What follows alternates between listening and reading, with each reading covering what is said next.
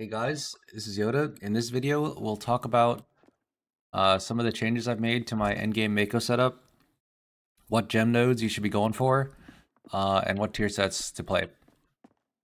So, right now, the best tier set in my opinion is the Cithral's tier set. It has the highest average agility. I think it has roughly 30 to 40% agility depending on, or uptime depending on your crit, which averages out to be 67% agility, I believe, which is the most agility you can get on a tier set, basically on average.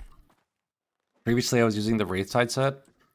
However, now that the bug has been fixed, I've had the chance to actually evaluate it. Something I've realized is that your health bar is actually kind of fake. You have a healer in the group, and you have this OP talent called Peace Field, and you're surrendering yourself a lot, so healing yourself is not that important. What is important, however, is the health of your Stone Shield. If that ever gets depleted and you can't cast Stone Shield, you're probably dead. And what actually helps that is having agility. So in my opinion, the best tier set is the one that gives you the most agility, which is the Cithral set. The second best is still Wraith Tide, in my opinion. After that, the sets are like kind of meh. Ransack set is okay if you're invested heavily into blue gems. And like the adventure sets that have bracer, ring, and gloves are like okay, but none of them are like really better than the 3 boss dungeon sets, in my opinion. The Tuzari Gray set is kind of nice for farming because of the move speed boost, but in an actual high key where you're planted and fighting most of the time, that's not doing a whole lot for you, especially because it gives you haste, which is going to be your worst stat. Speaking of stats, my stats look like this now. Very high expertise, some crit, and some spirit. In my opinion, I wish I had a little bit more spirit. Spirit is still probably your best stat defensively, but since I've invested a little bit less in blue gems, I'm kind of just at the mercy of my 35% gem slots to go for the gems setup I want, so my spirit is a bit low. Speaking of gems, we've covered sets, so now we'll talk about gems. By the way, some questions I get, you cannot have an item be a set and a gem. You have to, like, it can only be one or the other. You cannot have socketed set items. So, in my opinion, the full BIS setup is involving one set, and the rest are with 35% bonus gem slots. I don't have that. I'm missing two, so I'm using like this quote-unquote second BIS, in my opinion. But yeah, without further ado, we'll get into the gems. So, the best nodes on the tree defensively are green 10, 12% CDR, and blue 8, Resonating Soul 2. So, we'll talk about CDR first. Basically, everyone is playing Fated Strike since this is super OP. Cooldowning that with your gems, the green gems, makes Fated Strike have a lower cooldown, which means it cooldowns itself more, and it's cooldowns your Stone Shield more, and then your cooldown also on Stone Shield is also base lower, so you're just able to cast Stone Shield way more with the green setup, which is very nice. With the blue setup, with the blue tree, the defensive node is still the best one by far, by far. Like, all of these basically just do nothing for tanks except the blue one. The blue one, if you get the second trait, which is blue 8, if at 50% health, it's 15% DR. So it scales more when you have lower health, so it's actually very, very good in my opinion. However, I don't have the gem set up for it right now. And the other really OP node is Purple 6, Sealed Fate 2. This is not insane defensively, even though it does have quite a few applications, like the crit is going to crit your healing, which is going to give you more Stone Shield from Stone Guard. But realistically, it is just the best damage node by far. Like, if you compare this, you do 30% more crit, have 30% more crit chance above 50% health, so it's on average 15% crit. And then this is 15% expertise for 15 seconds. So if this had 100% uptime, it would be equal to Sealed Fate 2. And this has 15 seconds uptime, like, per pull. So yeah, Sealed Fate 2 is insanely powerful. Every damage dealer, I'm pretty sure, takes this. And if you're a tank and you do not have, like, and you have, like, other goals with your gems, this is, like, something you can stop for, basically.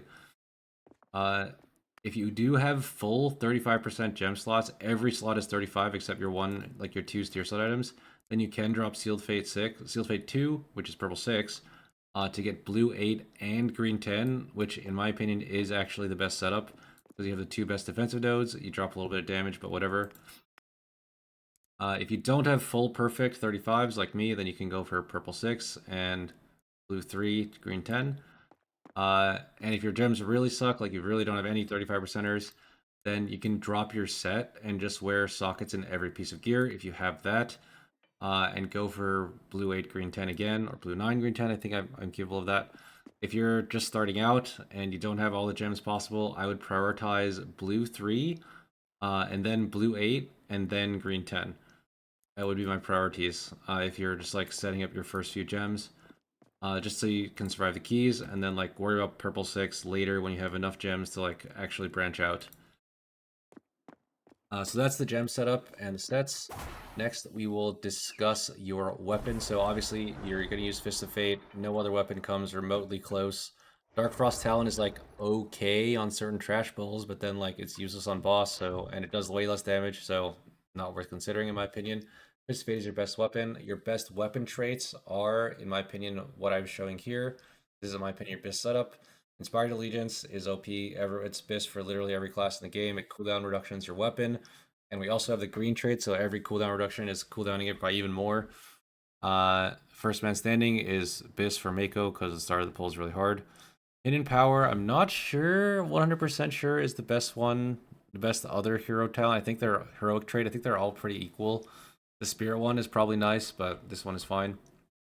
And then Treasure Hunter's Delight, in my opinion, is a must-have once you get to higher levels. I'll explain that in a bit. And then the best, in my opinion, after some testing, the best masterwork trait is Martial Initiative. Before, I was kind of high on Visions of Grandeur, mainly because I was heavily invested in the blue tree. Like I had this trait, this one, Ancestral Surge 2, which made it so when I ulted, my character was extremely strong. Which and having visions give you more ults in the key. However, without this, and without the buffed ult, since Vault got nerfed recently, your ult isn't actually that strong anymore. You're basically strong for 10 seconds, and you have some haste buff that gives you more stone shields after that. So visions has lost a little bit of value. And also, so I'm going to talk about the playstyle that we've been using in high keys.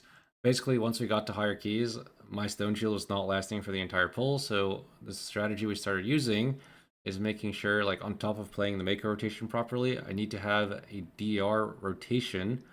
So the things that count for DR are Treasure Hunter's Delight from, I'm playing drums, which is the lowest cooldown relic, and dice, Sin Binding Stone. Everyone can use Sin Binding Stone for the tank. You also have Resonance of Earth from your Stone Shield. You have your Legendary Boots, propping Serenity.